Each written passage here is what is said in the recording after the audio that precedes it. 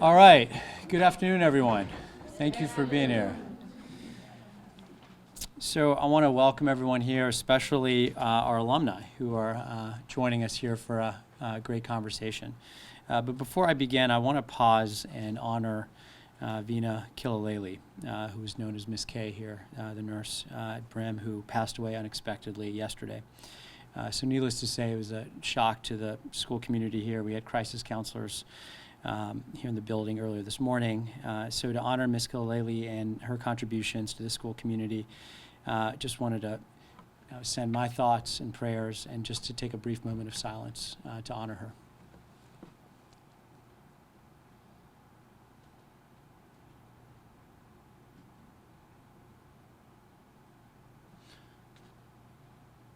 Thank you. We're here today to celebrate what's working and to build on the progress that we see. So here at Brim, the graduation rate at this school exceeds the state average, and we should give ourselves a round of applause and give all the students a round of applause.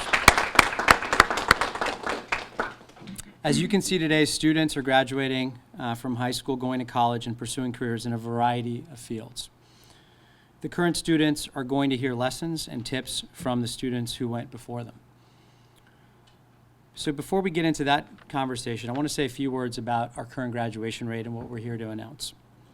Everyone here knows that we still have a lot of work to do. We recently released our PARCC outcomes from grades 3 through 8, and they're humbling, and we know we can do better. Now, at the same time, we also should be celebrating our students and celebrating our successes, and today is a day of celebration. In 2012, Camden City's graduation rate was 49%, and today it is 64%, an increase of 15 percentage points. And we all should give ourselves a round of applause for that. We have success here at Brim, and we have success at our magnet schools, which exceeded last year's state average. And at Woodrow Wilson, their graduation rate has gone up for 4 years in a row. Latino students specifically, their graduation rate has increased from 44% in 2012 to 66% this year. I should say in 2015. And for special education students, we see some of the largest gains in the state, where they've increased from 38% to 56%. So we need to balance the fact that, yes, we do have a lot of work to do, but also acknowledge the fact that we've made a great deal of progress. Progress matters, growth matters. The reason the alumni are back here today to talk to students is exactly because we have more work to do. Just because more of our students are earning a high school diploma doesn't mean they're all ready for that next step. And you're going to hear a lot from our alumni to talk to you about how challenging that next step is, but also to help prepare you for that next step. So I'm grateful to Principal Simons and for his team for organizing today's conversation. I'm grateful to our educators who have helped make today a reality, to see our increasing graduation rate, the slow and steady improvement over the last several years. And just excited to be a part of this conversation. So with that said, I'm going to turn it over to the team here, and specifically to Dr. Fine. Thank you all very much. Thank you, Mr. Rouhanifard. I also want to welcome everyone to the Dr. Charles E. Brimm Medical Arts High School. As you all may know, Medical Arts High School has consistently boasted a 100% graduation rate per year and a 100% college acceptance rate. In celebration of that, and to understand how we can continue our high standard of success, we have asked several alumni of our school to share with you their experiences and challenges as they progress from high school to college and into their respective careers. An event like this takes careful planning, and I want to acknowledge all who contributed in making this happen today. Certainly Mr. Rouhanifard, our superintendent of schools, Mr. Simons, principal of Medical Arts High School, Mr. Brendan Lowe and his team, his communications team, my colleague, Mrs. Borelli, or Ms. Luke, and most importantly, our alumni. I also want to acknowledge Ms. Edith Fulton, who's here today from the State Board of Education. I have to say I was overwhelmed with the response from our Brim alumni family. Some of you had to take time off from work and school to be here today. But you understand the importance of our mission and made special arrangements to be here. So I thank you for that. We will start with introductions, and I will ask to start at this end with Ms. Coleman. They will go down the panel. If you could all just say your name, the year you graduated from Brim, what college you were attending or graduated from, or more than one college in some cases, those that have gone on to graduate school, and just briefly what your career is or what are you doing today. So, Leah. My name is Leah Coleman. I graduated in 2003. I attended Seton Hall University, and I'm a social worker. My name is Edwin Coleman, his cousin. I graduated in 2007, and I went on to Duke University, graduated from there in 2011, and now I work as a federal investigator of workplace discrimination crimes with the Equal Employment Opportunity Commission. My name is Elise Crespo. I graduated Edwin in 2007 from Brim. After graduating from Brim, I attended Georgian Court University. After attending Georgian Court University, I went to Rutgers Law School. I'm currently an attorney at South Jersey Legal Services, where I represent migrant farm workers with employment discrimination and immigration matters. My name is Rudolph. I graduated in 2006. I went to Howard University, graduated from there in 2010. Then I went to UMD&J School of Osteopathic Medicine, which changed to Rome University School of Osteopathic Medicine. And right now I am an intern at Our Lady of Lourdes and Camden University Hospital. Hi guys, I'm Dominique Carr. I graduated in 2010 from Brim. I went to 4 different colleges before graduating from the University of the District of Columbia, and I do network marketing professional with Herbalife International. Hi, my name is Adima Ibenga. I am currently a senior at Rutgers University. I'll be graduating this May. My name is Jamil Miller. Currently a senior at Rowan University, majoring in biochemistry, looking to go into the medical field to be a cardiologist. My name is Barbara Channer. I graduated in 2012 at Brim. I currently go to Florida Atlantic University, and my major is psychology, hoping to get into the Philadelphia College of Osteopathic Medicine for forensic studies. Hi, my name is Samantha. I graduated from Brim in 2014, and I'm currently a nursing student at Rutgers University at the Camden campus. Hi, my name is Carla Perez. I graduated in 2014, and I am currently a nursing student at Rutgers Newark. Hi, my name is Anika. I go to Florida International University, and I am majoring in psychology and social welfare. My name is Tu Trong, and I graduated with the class of 2015, and I'm majoring in cell bio and neuroscience at Rutgers New Brunswick. Hello, my name is Moses Lee. I graduated in 2015. I am attending Stockton University. My major is mathematics. Thank you. I'm just going to add, because Adima, you didn't add, that Adima will be attending Cooper Medical School at Rowan University come September. She was just accepted not too long ago. So at this point, what we're going to do is we're going to ask each one of our panelists a question, and we'll listen to your response. So we'll start with Leah, who is our elder statesman from the class of 2003. So Leah, how did Brimm Medical Arts High School prepare you for your college and ultimately your career? Well, I would say that from day one, we were geared towards college. It was all about college. Every month we took the college tour. Our guidance counselor had relationships with different colleges, and we were all over the place visiting college. It wasn't a question of whether you could go or not. You're going to college. And I would also say that the curriculum helped me a lot. I didn't have to take any remedial courses when I got to school. I actually got a scholarship. And when I got there, I learned that, kids in the city aren't what they think we are, and the kids in the suburbs aren't what you think they are. I was helping them with their homework sometimes, tutoring them. So, I'll say it prepared me with the close-knit environment and, all that good stuff. Good afternoon. Edwin, question for you. What was the biggest adjustment academically, socially, emotionally, or financially that you had to make from high school to college, and how did you make it? Well, that's a loaded question.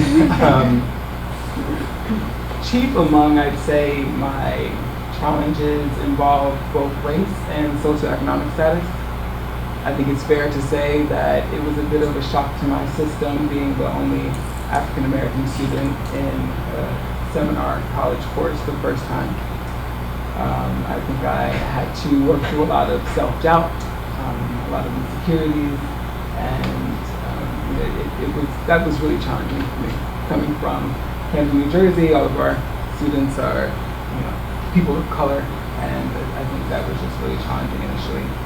Also, another shock to the system, being among peers whose families had their summer homes in the Hamptons, and there were times where I really couldn't relate. You were flying back home to LA over the winter break and talking about all that you do and all the money you spend, and it just seemed that we were coming from two completely different worlds.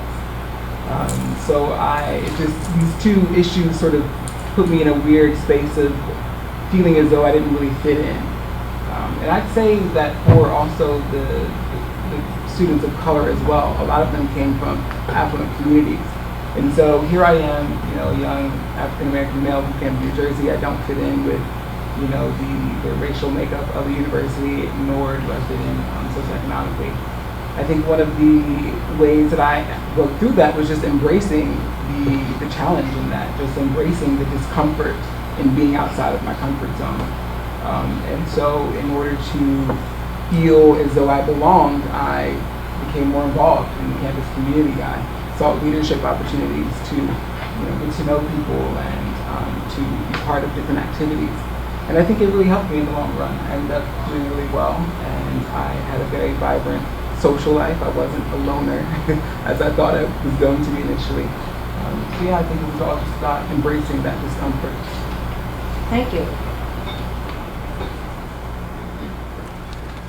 Evie, I hope you heard the question that Ms. Luke asked Edwin, because you're getting the same exact question, and I'll repeat it. What was the biggest adjustment you had to make, whether it was academic, social, emotional, or financial, as you transitioned not only from high school to college, but you went from college ultimately to Rutgers Law School and became an attorney? I would agree with Edwin that one of the hardest things that I had to deal with was the socioeconomic differences between myself and my peers. I grew up in Camden, and I didn't, Edwin went to Duke. I went to a small private school that was within the state. So everyone knew when I introduced myself as Evie from Camden exactly where I was from and exactly the negative stereotypes. Those negative stereotypes were clearly there. It was really difficult getting past that. Even in law school, even though I went to law school in Camden, New Jersey, I felt like there were a lot of stereotypes that people held with respect to people from Camden. I think that I dealt with that by being true to myself. Instead of saying, oh, I'm from South Jersey, I would proudly say I'm from Camden. And I made a name for myself. I was president of my class. I graduated with honors. I was very proud of who I was as a person. And I made sure that everyone that came through the door and met me knew exactly where I was from, exactly how hard I worked to get where I was. And I gained a lot of respect for that. So I guess being true to myself was how I coped with the differences there. Thank you.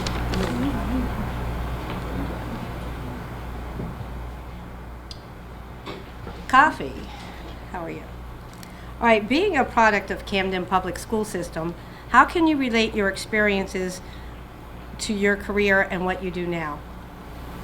Well, being a product of Camden School System helped me to really be more comfortable around diverse populations, people who are not exactly like myself. And right now, being the doctor that's coming in handy, I'm better able to understand why a patient may not be able to take their medication because of finances or cultural beliefs. It really helped me to understand more patient viewpoints. And the foundation of education and also self-discipline really helped me to get where I am today. Thank you. Yeah. Dominique, reflecting on your life, looking back at when you were a 9th grade student here at Brim, how have you evolved to who you are today, and how did the Brim experience help you evolve? Okay, so I think the biggest thing with Brim was the family atmosphere. No matter if I chose to be a good student that day, or I chose to behave poorly, I had someone, whether it was a gym teacher, whether it was a counselor, I had someone who was there to support me and talk to me about it and build a relationship with me to find out what I was experiencing at home or at basketball practice and how they could help me grow from every situation. So I think that the biggest thing was knowing that people cared about you.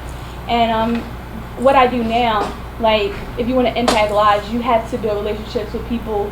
If you want to change someone's life, you have to build a relationship with them. If you want to be successful, if you want to make money, you have to build relationships with people. So I feel like Brim gave me that experience to build relationships with so many different people. When I walked into this building today, I could look at every staff and say, I remember you, I remember what you did for me, I remember the impact you had on my life, I remember when you helped me do this.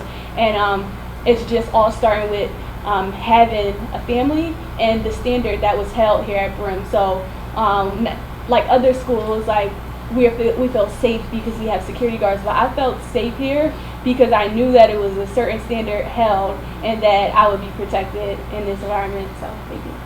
Thank you. Adima, again, congratulations on your acceptance to medical school.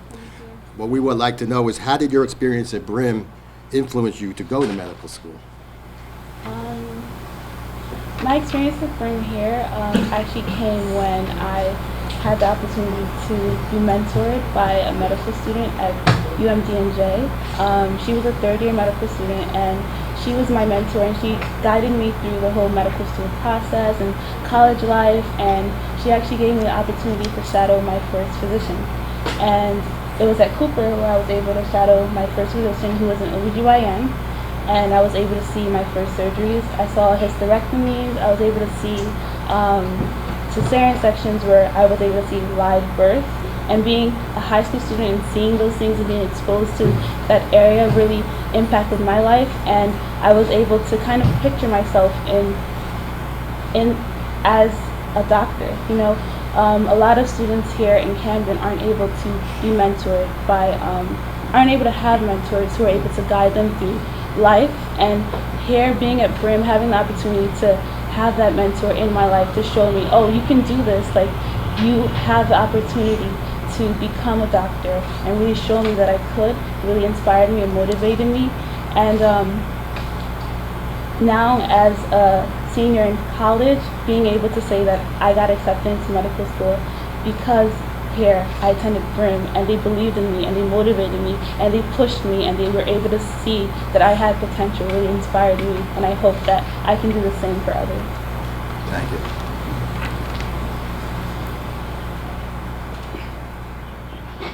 Jamil, life has many obstacles to hurdle and curveballs to avoid. Can you share some of those obstacles and how you dealt with them, and how did Brim assist you to overcome and still remain successful? So my time during Brim, it wasn't always the best. Like coming in, growing up in Camden, I had many struggles, family issues, just financial issues. And so I'm just going to bring at one point, like my junior year, my mom was incarcerated, and it really hit me hard. I didn't know where to turn. I was struggling. My grades were slipping at that point. Like it was just like a culture shock. I didn't know how to experience it. It was just like I lost the one person that was actually helping me throughout my life. And at that time, I was basically just sheltered by my mom. I didn't know what to do. And so I just tried my best to continue to focus, and from there, I graduated second in the class in 2012 from Brim. And my freshman year in high school, I was doing pretty good in school and everything like that. And then another thing hit me after another. My grandma kicked me out of the house for no apparent reason. And so I was off on the streets and had to basically find shelter on my own. And so it just seemed like one thing after another was just coming after me. And so I just had to basically build up myself and just know that I want this. Like, there's nothing else I can do for my life except just be successful. And so that's what I just continue to do, and that's where I am today. Thank you. I think I need some binoculars because I'm starting to lose who's next. But Barbara, yes. How did the Brim experience influence you in choosing your college major? Well, when I first attended Brim, my whole goal was to become a doctor, so I already knew that this school would help me to achieve my dreams. As I entered college, I actually didn't choose to go to Florida intentionally. My goal was to stay in-state, but things happened family-wise, and I had to go to Florida, so I transferred from a community college there to the school I attend now. And at first, my major was biology, but it wasn't really what I wanted to do, so I changed my major to psychology. And for right now, it's really helped. I wouldn't really suggest just jumping in thinking that the first major you choose is the one that you want, because over time you do change and you realize that the courses in this isn't really what you want to do. Rather, the courses in this major is something you want to do. But Brim helped me in my studies a lot, trying to decide. But for the most part, Miss Borelli class actually really helped me decide that psychology is my major I choose to do, because it'll help me get into forensics, because they both kind of link together. Anyway.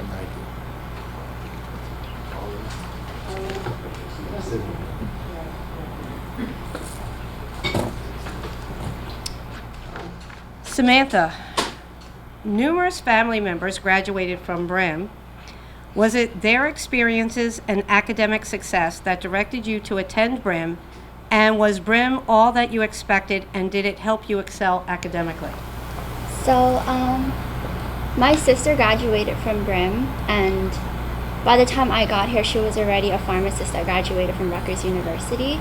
And then when I was here, my brother, who also attended Brim, was in pharmacy school at Rutgers as well. So they definitely had an impact on me coming here, and knowing that I always wanted to be in the medical field as well. So, Brim was very good, because I know that lots of the courses here, in my college classes now, they're definitely a lot of the same information that I learned here has been in some of my courses in college. So definitely my siblings have, helped me. They directed me to come here, because they knew that it was a good school, because it really helped them a lot. So it helped me a lot as well, coming here. Brim is a really good school. So hopefully if you guys decide to go in the medical field, it will help you too. Pretty sure. Thank you.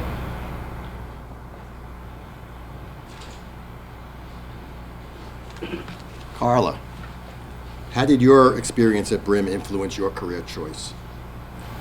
So I came here thinking that I wanted to be in the medical field, and I wasn't sure where I really wanted to be. Freshman year I came here, I wasn't definite of my career choice. I'm just like, I'm gonna look at different things, and exposures class actually helped me a lot. It was a class about having different people from the health profession to come in and be able to talk to us students. But even that, I wasn't sure. And then Dr. Fine actually helped me get an internship at Cooper Hospital. And during that internship, I was able to kind of shadow a nurse and see what a nurse was able to do. And after that, I just felt like I really wanted to be a nurse.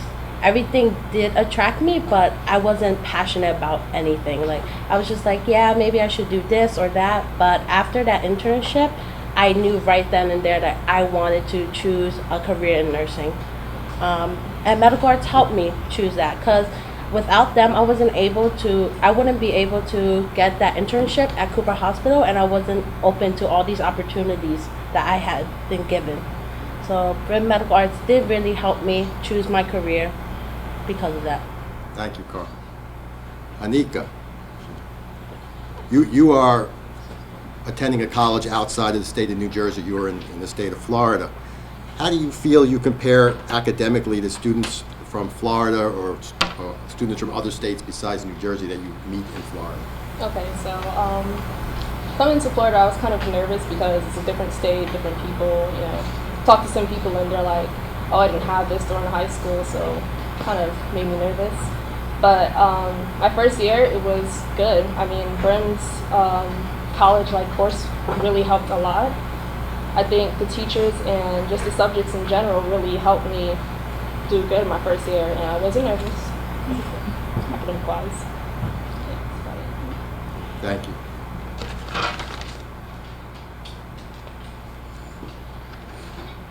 2. You came into 9th grade as an ESL student and graduated as a valedictorian in your senior year. What challenges can you share, and how did Brim assist you with overcoming those challenges? Well, before I came to 9th grade, I actually came to the United States like a few months before my high school. The hardest part was family issues, the language barrier, and financial difficulties. Like my parents just went through a divorce like right before we came here, so it was hard. And then my mom was a single mother, and I had to live with my grandpa, and I didn't know English at all, so I didn't know what to do. So I just like learned by myself, and I read a lot. So until now, I'm still insecure about my accent and like my grammar issues and stuff, but like I always try to put myself out there talking to people, and I always try to network myself out into like organizations. So right now I'm actually like I have an internship with CamCare, and I also work for a professor in Rutgers, New Brunswick. So like that helps me learn more about the language, and it helps like improve the language. Thank you.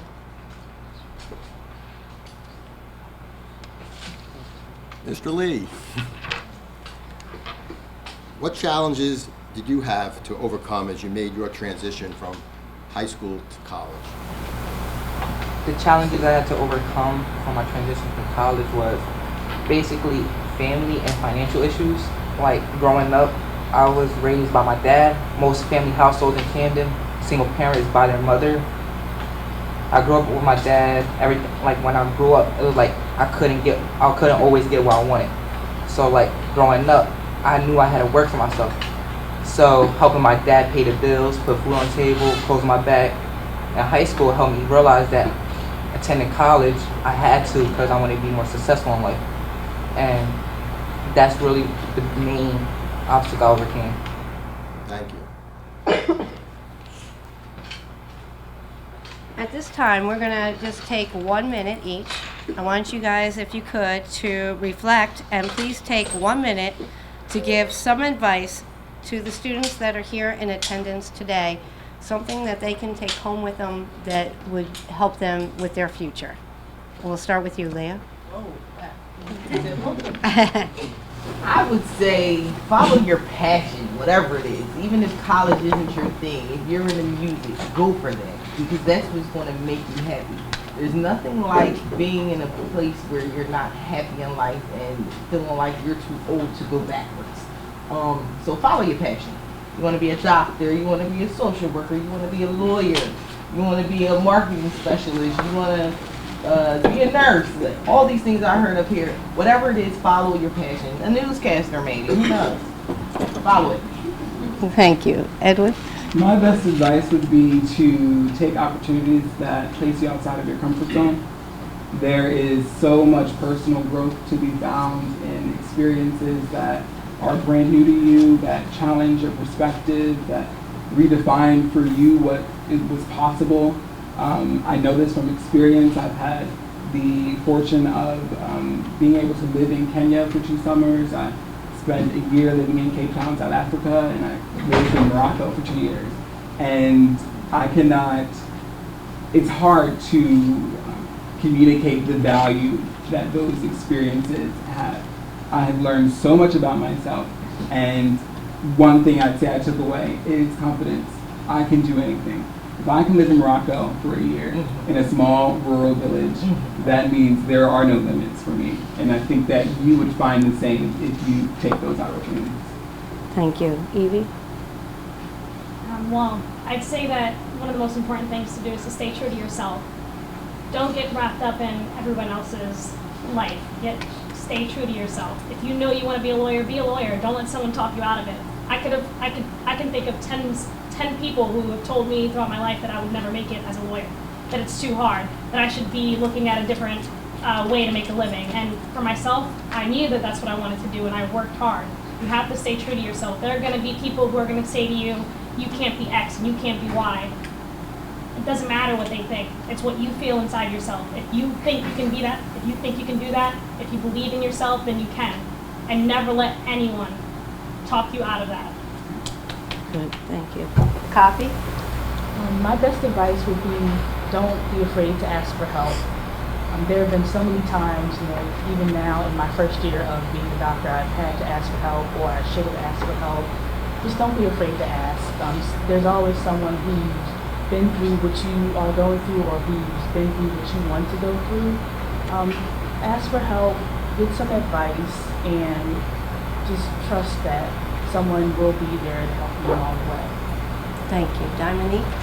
So I have two. My first one is surround yourself with peers, mentors, leaders who are going to help you take your life to the next level. I remember someone asked me, like, if you're the most powerful person in your group out of your friends, who's going to help you grow, right? Who's going to fill you up? Who's going to be there for you if you're the most powerful one? So you have to go grow with people, different people who can help you with this, who can help you with that. And also, your present circumstance does not control your future. You control your outcome. So like I said, I went to 4 different colleges.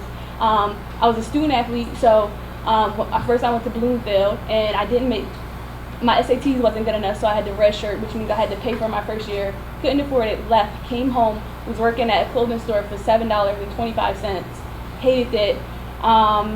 Made it my business to try out for another college basketball team. I couldn't make it up to the school to go try out, so I called the coach. I said, if I find a gym in Camden, can you come down? The coach came down, Camden High opened up the gym for me, and I tried out for the coach, and I got a full scholarship to the college where I graduated from, Harpin College in Pennsylvania. I graduated with my associates there, and then I finished at the University of DC on another basketball scholarship. So where you're at now, like, don't let it discourage you because you control the outcome. So. Thank you. Adima? My best advice would be don't be afraid to branch out of your comfort zone, because in life you're going to face obstacles and you're going to have to face your fears, and being able to step out and just overcome those fears, those things that are holding you back, it's the best thing ever. And I would say, for instance, going to college, I never thought I would be a dancer. I joined an organization called Dancers Deliberate Praise. Never thought that I would be good enough to be able to dance in front of people because I have stage fright. And when I first did rehearsals and doing practice and seeing the girls just dance and move their bodies, and I'm just like, how do you guys do this? And it took a long time for me to get comfortable in front of people dancing. And after I did that, I felt amazing. And just being able to step out of your comfort zone, doing things that you never thought that you'd be able to do, it's beautiful. Oh, thank you. And Jamil? Advice I would give everybody is persevere. You're going to struggle in life. There's going to be so many hard times. There's going to be, as everyone has said, they struggle with financial issues. They struggle with family issues. That's just life. I would just say, just keep your head up and just continue to prosper. Just know that if you want it bad enough, it's going to happen. This past semester, I actually joined a fraternity, Alpha Phi Fraternity Incorporated. It's a brotherhood that I didn't realize that it could be so powerful. Like, they've helped me through so many things. They helped me build my confidence. They helped me like see exactly what I want in life. I always knew I wanted to be a doctor, and they just pushed me forward. And it's just been like one of those building blocks in life that I know just continue to make me successful. And so what I would just tell you guys is just make sure you do what you want in life. Don't let anyone stop you, and just keep doing what you got to do, no matter what, because it's going to be tough, and it's designed to be tough. Because if it wasn't tough, then everybody would just do the same thing, and it would just be so easy in life, and that's just not how it is. Thank you. And Barbara? I would say stay motivated. If it's through your friends, through yourself, someone you look up to, just stay motivated, because that's what's going to carry you all throughout college. It's going to be some trying times. You're going to be calling your mom, I can't do this anymore, but just have to stay motivated and just keep your eye on the prize. If your goal is to become a doctor or whatever it is, just keep that center and just keep going. Piggybacking off what he said, just persevere, just keep going. Thank you. And Samantha? For advice as far as like choosing a college and stuff, I would recommend going to lots of the college fairs. And I know that Brim also does like overnight college trips, because I had a couple of friends who actually didn't want to go to college, but after they went to these fairs and exposed themselves to like the different places and the different majors, it really motivated them to want to go. So I would say go to college fairs and expose yourself and meet different people. Thank you. Carla? My advice would be don't be afraid of change and responsibility. So I know some people who don't want to move out of the house and dorm because they're just scared. And I don't think that should hold you back.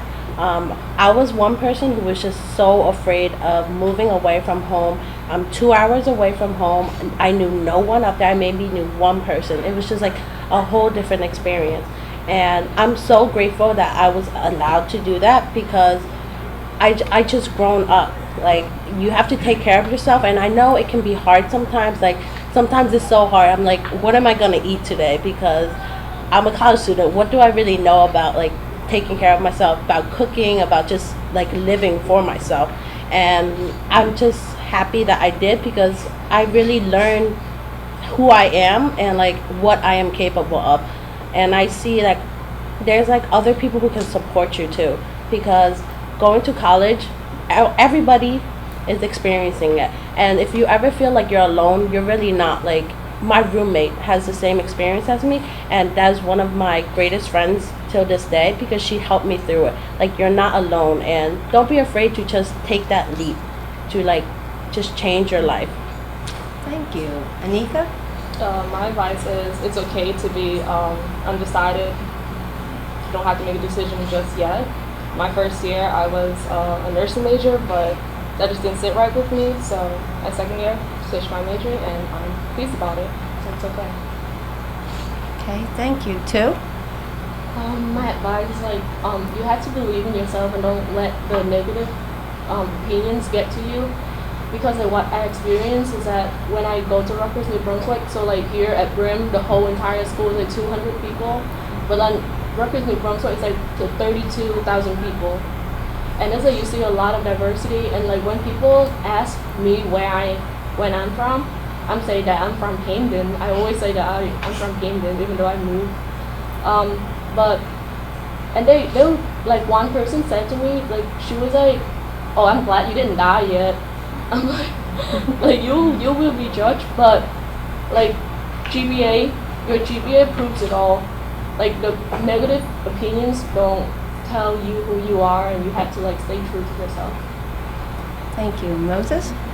My advice for you is don't let nobody tell you, and I mean nobody, to tell you that you can't be successful in life. Your biggest obstacle, your biggest opponent in your life is yourself. So don't ever let somebody tell you can't be that. Thank you. Mr. Simons? Okay, I just want to take this opportunity to thank everybody for joining us, our guests and our alumni, and Mr. Rouhanifard. And I hope everybody is able to take something out of this room with them today, because I know that I took a lot with me. Thank you very much for everything that you said. Thank you.